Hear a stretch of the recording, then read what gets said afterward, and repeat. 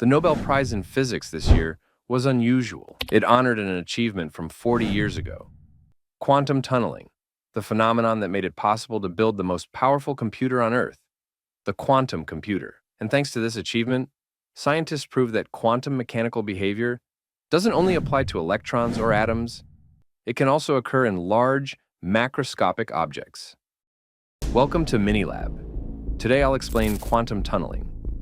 We start with very small particles like electrons, which behave in strange ways. They act like a wave of probabilities until we observe them. For example, if you throw an electron at a wall with two slits, it behaves probabilistically as if it passes through both slits at the same time. Only when we detect it does it choose either the left or the right slit. This isn't because we don't know. The electron is actually a wave of probabilities. The probability of it being in the right slit interferes with the probability of it being in the left slit, as if it's in both at once. Not only its position, but also its spin works this way.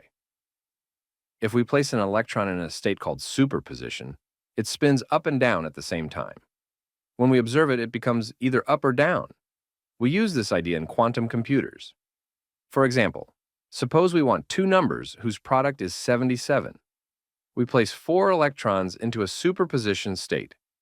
Each electron represents an unknown value. We call it a qubit. In superposition, the qubits represent all possible combinations of numbers at once. When we finally observe them, the system collapses into the correct answer, the numbers that actually multiply to 77. This gives us an ultra-powerful computer, the quantum computer, capable of solving extremely difficult mathematical problems in fractions of a second. Problems that classical supercomputers would need hundreds of thousands of years to solve. But there's a problem. Controlling and measuring thousands of electrons is extremely difficult because electrons are tiny. So scientists tried to scale up the system, and this is where quantum tunneling comes in. If you throw a ball at a wall, it bounces back because it doesn't have enough energy to penetrate. But in quantum mechanics, small particles behave as waves of probability. When electrons hit a barrier, they reflect, but their probability wave is wide enough that there's a small chance they tunnel through the barrier. The same thing happens inside atoms. The nucleus holds protons and neutrons tightly, and they don't have the energy to escape. But sometimes they do in the form of alpha particles. That's quantum tunneling.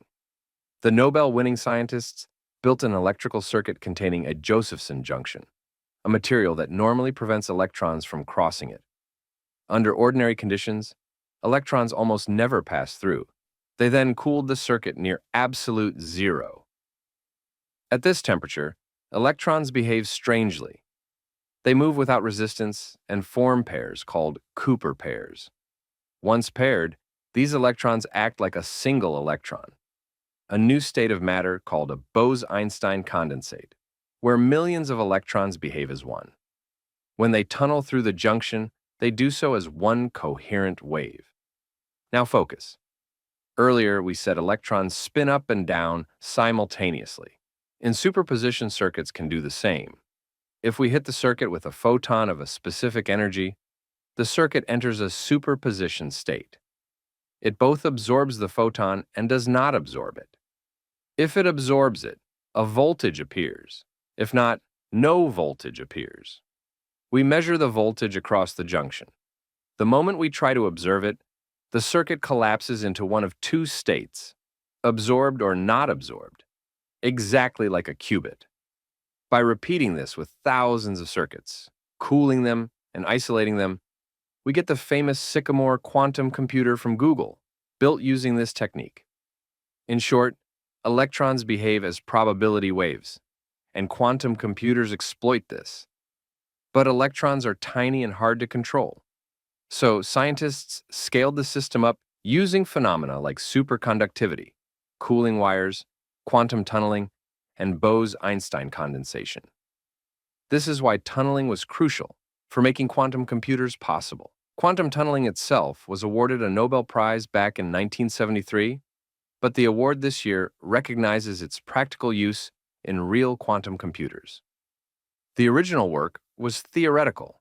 People in the 1980s thought quantum computers were just philosophy or big dreams. But Nobel Prizes are given only after an idea proves its benefit to humanity. So when Google built a working tunneling-based quantum processor, Sycamore, the research finally earned its Nobel Prize. So, does quantum tunneling have uses beyond quantum computers? Absolutely. Our sun works because of it. The sun is made of hydrogen gas, but hydrogen nuclei repel each other. As they get closer, the repulsive energy grows to infinity. Nuclear fusion happens only because there is a probability that a nucleus can tunnel through this repulsion and merge with another nucleus. That's quantum tunneling. It's also used to image atoms using a needle the size of an atom. When the tip gets close to a surface, electrons can tunnel across. More tunneling means the needle is closer, allowing us to see atoms. And a surprising example, the memory in your phone or computer uses quantum tunneling to store information. There's a stream of electrons, an insulating layer, a conducting layer, and a positive electrode. Classically, electrons shouldn't cross the insulator. But quantum mechanically, there is a probability they can tunnel through. When the positive electrode is activated, the tunneling probability increases. Electrons get stored. When it's off, tunneling is almost impossible. The number of stored electrons becomes digital data.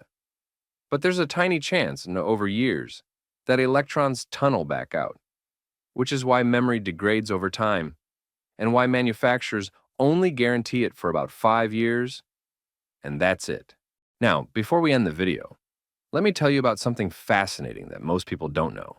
Quantum tunneling also plays a role in life itself, specifically in chemical reactions inside your body.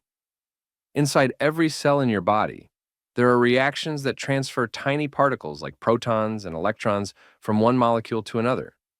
Classical physics says many of these reactions don't have enough energy to happen, but they do happen, billions of times per second. Why? Because protons and electrons sometimes tunnel through the energy barriers that should normally stop them. This is called quantum tunneling in biochemistry, and it's a whole new scientific field. For example, enzymes in your body speed up reactions partly by making it easier for particles to tunnel. In DNA, tunneling may even explain some types of mutations, because protons can tunnel across hydrogen bonds inside the DNA ladder.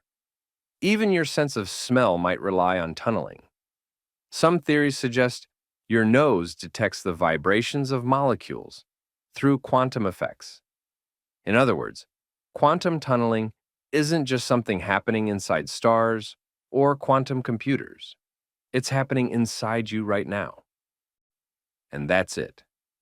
Special thanks to all channel supporters. See you in another video.